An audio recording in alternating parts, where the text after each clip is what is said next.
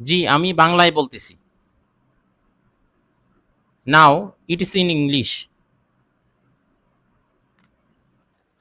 হ্যাঁ, সত্যিই। একটি ফ্রি টুলস যাতে কথা বললেই টাইপ হয়ে যাবে। এখন প্রশ্ন হতে পারে ভয়েস টাইপিং কী কাজে ব্যবহার করবেন? Chatting, assignment, email, content writing. যারা দ্রুত টাইপ করতে পারেন না তাদের জন্যে আজকের ভিডিও হতে পারে গেম চেঞ্জার। ভিডিওতে সর্বশেষ একটি বিষয় নিশ্চিত করব ভয়েস টাইপিং একুরেট করার উপায়।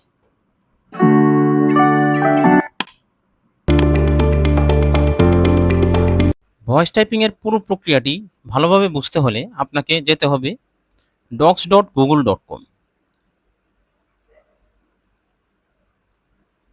এখানে একটি ব্ল্যাঙ্ক ডকুমেন্ট আমরা ওপেন করে নিব।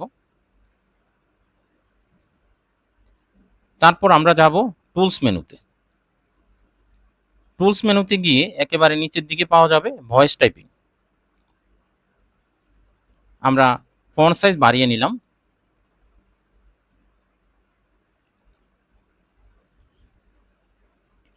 এখন আমরা যেটা দেখতে পাচ্ছি এখানে আছে হলো একটা ভয়েস টাইপিং বক্স আসছে, দেখেন এই যে বক্স, তার মাঝে এখানে একটা আছে ল্যাঙ্গুয়েজ সিলেকশন বক্স, আর এই অংশটি আছে হলো স্টার্ট ভয়েস টাইপিং। এখন আমরা পুরো কাজটি শুরু করি।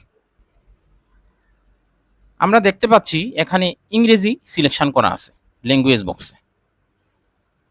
সো আমরা ইংরেজিতেই শুরু করি voice typing. Yes, it is in English নাও।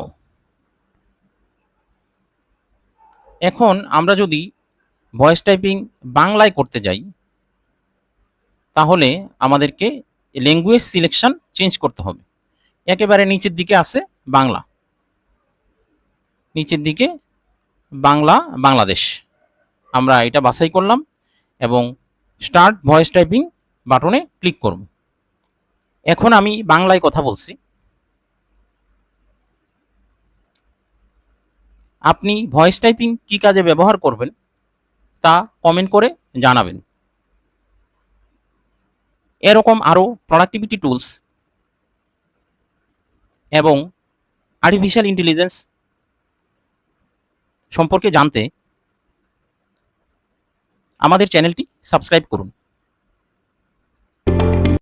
মাঝে মধ্যে এমন হতে পারে যে আপনি যা টাইপ করতে চাচ্ছেন তা টাইপ হচ্ছে না, তখন আপনাকে একটি বিষয়ের সাথে একটু মিলিয়ে নিতে হবে যে আপনি যে টাইপ করতে চাচ্ছেন যেই ল্যাঙ্গুয়েজে সেই ফন্ট বাছাই করা আছে কি না।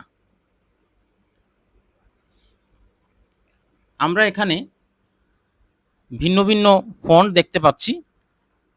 আমরা আমাদের বাংলা অথবা ইংলিশ টাইপিংয়ের সময় সংশ্লিষ্ট ফন্টটি বাছাই করে নিব, তাহলে আমাদের ভয়েস টাইপিং একুরেট হয়ে যাবে।